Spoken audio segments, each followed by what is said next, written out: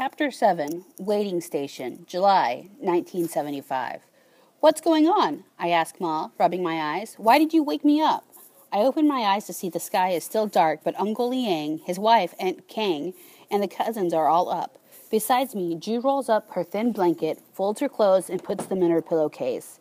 Outside, Li Chun scoops ladles full of cooked rice and puts it on banana leaves.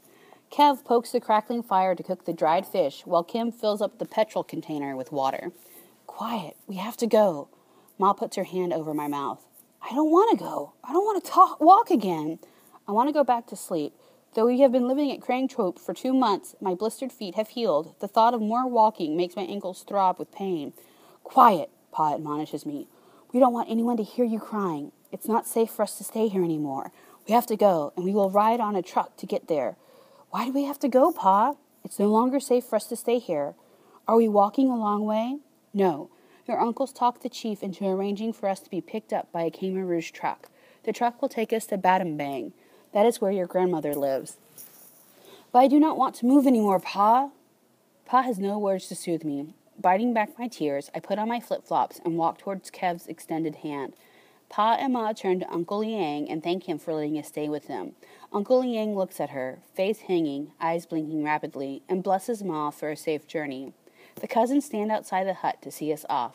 Their hands dangle lifelessly by their sides as they watch Pa lead us away. By the time we arrive at the rendezvous area on the roadside, about 30 people have already gathered there. They squat and sit on the gravel road in 4 family groups. Many have almond-shaped eyes, thin noses, and light skin, which suggests they might be of Chinese descent. Pure Khmer have curly black hair, flat noses, full lips, and dark chocolate skin. Our fellow travelers do not acknowledge our presence. Instead, they stare passively at the road. Like us, they carry with them light bundles of clothing and small packages of food.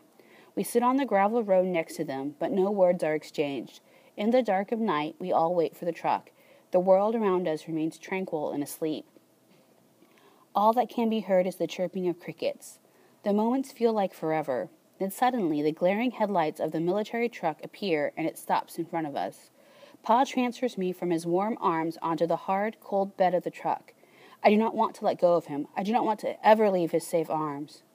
The ride is bumpy and loud, but the cool dawn air keeps us reasonably comfortable. Ma stares off into the distance while Gek sleeps in her arms. My other siblings are half dozing, half awake, while I find safety in Pa's arms again. Everyone is very quiet as the truck drives on. All morning the truck heads northwest as the sun climbs higher and higher in the sky, and the wind blows away what little protection the clouds have to offer. The truck driver does not have Pa's driving skills, nor does he care whether those of us in the back bounce and bump into one another. The truck drives all day and stops only in the evening for us to cook our food. As soon as it stops, everyone jumps off to stretch their weary bodies. Pa lifts me out of the truck and puts me on the ground next to Ju. All around us, people are shaking their legs crazily, as if trying to get rid of animals that have crawled up their pant legs. Koi walks in a circle, swinging his arms very quickly from side to side. He's a martial artist with a black belt in karate. At 5'7", Koi is slender and fit. In Phnom Penh, I love to sit and watch him practice karate. It amazed me that he could kick one leg up above his head and hold the stance for a long time.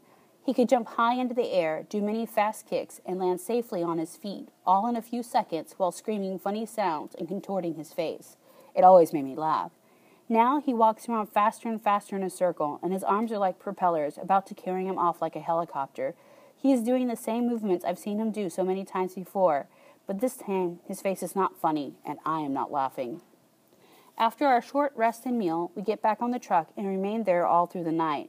I wake up in Pa's lap in the morning to see that we have arrived at a truck stop.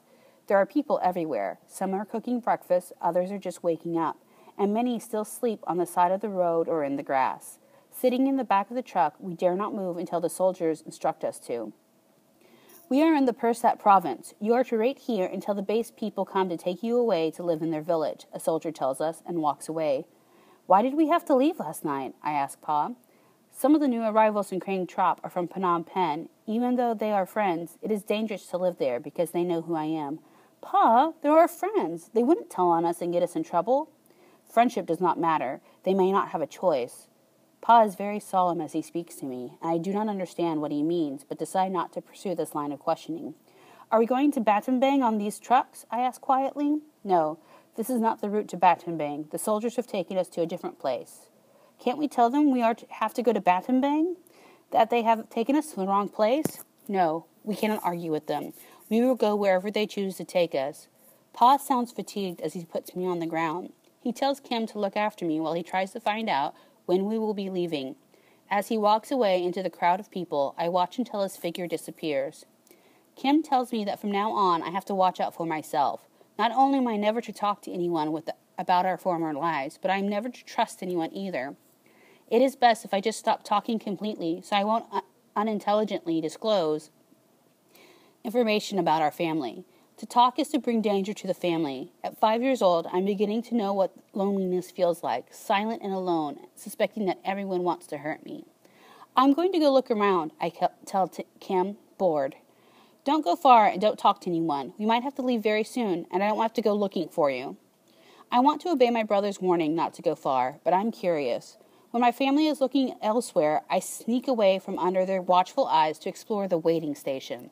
The farther I walk, the more I see of the hundreds of people at the camp. They talk, sit, or sleep anywhere they can. Many tents have wet clothes hanging all over their lines, piles of wood by the crackling fire, and homemade wooden benches, looking as if they were waiting for a long time.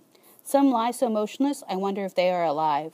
I stop to look at one old woman. Dressed in a brown shirt and maroon sarong, she lies on the ground with her arms at her side and her head propped up by a small bundle. Her eyes are half closed, white hair strewn in all directions, and skin yellow and wrinkled. The young woman next to her spoon feeds the old woman rice gruel. She looks dead to me, I say to the young woman. What's wrong with her? Gram's half dead, can't you tell? She says to me in annoyance. The longer I stare at her, the more my skin sweats. I have never seen anyone who is half dead before. Ignoring me, the young woman continues to feed her grandmother. One side of her mouth swallows the rice gruel, while the other side drools and spits the food back out. I never thought it was possible. I just thought you were either completely dead or alive. I feel sorry for the old woman, but I am fascinated at the prospect of being caught between two worlds. My fascination overrides my fear of her. Are there any doctors or anyone who can help her? There are no doctors anywhere. Go away. Aren't your parents looking for you? She is right, of course. I hear Ma calling my name and beckoning me to return. Luckily, my family is too busy boarding yet another truck to be angry with me. As Pa lifts me into the truck, I notice two very thin, middle-aged men in loose-fitting black pajama pants and shirts standing next to us, while one writes something on a small brown pads of paper with his black pen. The other points at our heads and counts as we climb onto the truck. I find myself a seat where I can watch the countryside. Quickly, 4 other family members clamber onto the truck and fill up the empty space in the middle. Once all the families are on board, the 2 men take their notes and count again, without smiling or greeting us. After they have finished, they get into the front seat with the truck driver, and we begin to move. The truck rolls away from the waiting area and onto a bumpy, narrow road crossing the mountains. The families are quiet and somber, and only sounds come from the branches brushing against the side of the truck and the slush of mud sticking to the tires. After what seems like forever, I become bored with the scenery and climb onto Pa's lap. Pa, I say quietly so the others cannot hear us. The people at the place we just left. Why were they there? They are waiting for the base people to come and take them. Take them like they've taken us? Yes. The men wearing black clothes are representatives from rural villages.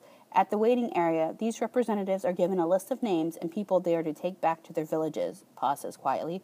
Those 2 men, are they our village representatives? Yes. Who are the base people? Shh, I will tell you later. How come we left there so fast while all the others waited? I bribed someone with one of your mom's gold necklaces to put our names on the list so we could leave. Pa lets out a sigh and is once again quiet. I rest my head on his chest and think how lucky I am to have such a father. I know Pa loves me. Back in Phnom Penh, in the movie theater, I would always demand the seat next to Pa. When a movie got scary, I would grab onto his arm, signaling to him that I was ready to hop on his lap. Pa would lift me from my chair and plop me on his lap so that his body became my chair, his arms my armrest. It seems so long ago now. He seems so serious and sad, and I wonder if I will ever see my fun Pa again.